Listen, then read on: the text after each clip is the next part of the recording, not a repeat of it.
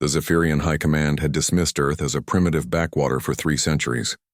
Their intelligence reports painted a picture of a species barely past chemical propulsion, still squabbling over resources on a single planet, while the galaxy's true powers carved up star systems like birthday cake. Admiral Kethvar examined the holographic display showing Earth's solar system, his 4 eyes tracking the slow orbital patterns of humanity's scattered outposts. Mars held a few million colonists. Europa hosted research stations.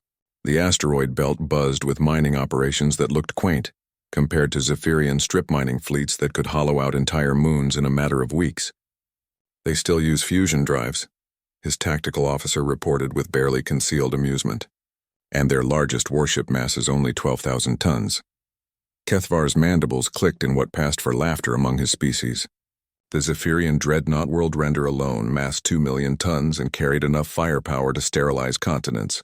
His invasion fleet consisted of 40 such vessels, supported by 300 smaller cruisers and destroyers. It was, by any reasonable calculation, overwhelming force. The first transmission from Earth reached them as they crossed the heliopause. Unknown vessels, this is Admiral Sarah Chen of the United Earth Defense Force. You are entering sovereign human space without authorization. State your intentions or alter course immediately. The bridge crew erupted in chittering laughter. Kethvar gestured for silence, his expression thoughtful. It had been decades since anyone had dared issue the Zephyrian Empire an ultimatum. The audacity was almost refreshing. No response, he ordered. Let them wonder what fate approaches. What Kethvar didn't know.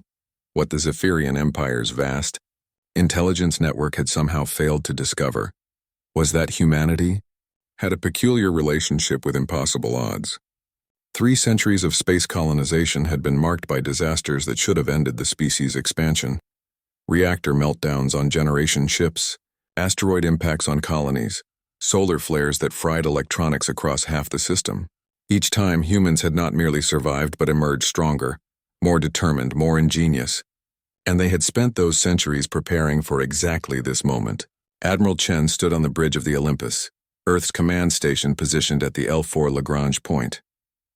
Unlike the sleek organic curves favored by Zephyrian shipwrights, human vessels were angular utilitarian things that looked like they'd been assembled in a shipyard rather than grown in a biological matrix. Appearances, as the Zephyrians were about to learn, could be devastatingly deceiving. Fleet composition? Chen asked. 40 dreadnoughts, Admiral. 300 escort vessels. Total enemy tonnage approximately 90 million tons. Chen nodded calmly. The human fleet arrayed around her consisted of just 18 vessels. But tonnage had stopped being the relevant metric the moment humanity had cracked the physics of magnetic acceleration. Range to target? 6 million kilometers in closing, ma'am.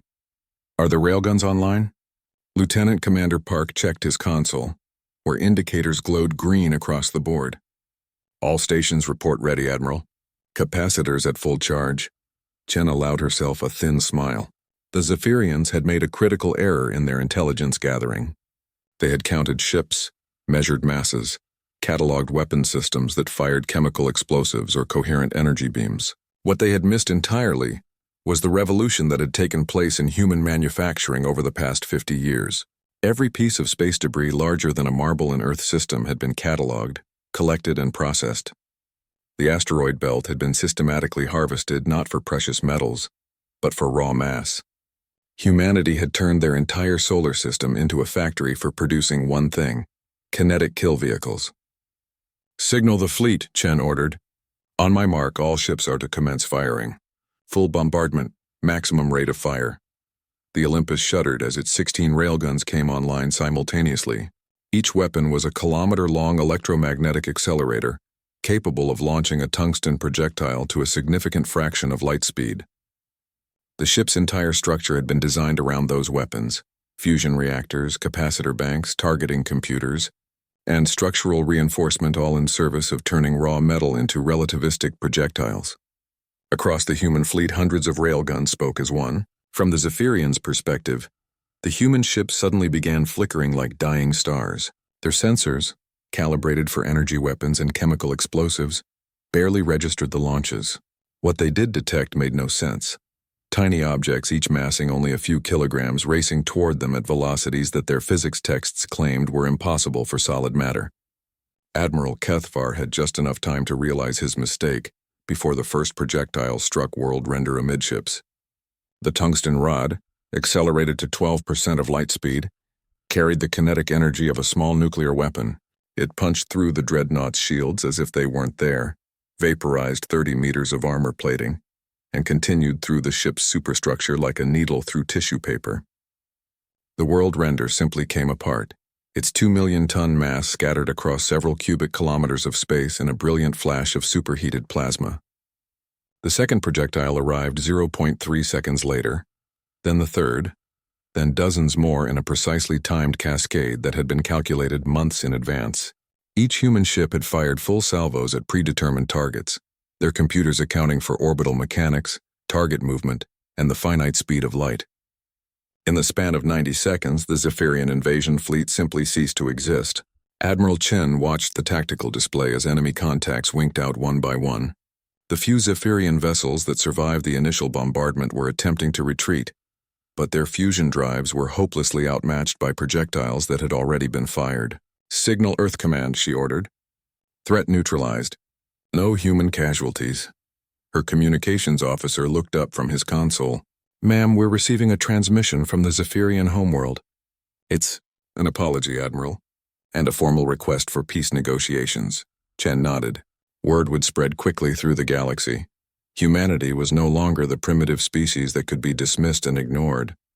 They had announced their presence in the only language that mattered among the stars.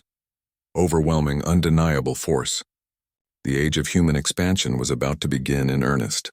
As the debris from the Zephyrian fleet continued to expand outward, carrying with it the scattered atoms of an empire's hubris, Admiral Chen allowed herself a moment of satisfaction. The first signal they had ignored had indeed become the last sound they heard, the electromagnetic whisper of railguns coming online, followed by the thunder of tungsten moving at relativistic speeds. Humanity had finally taken its place among the stars,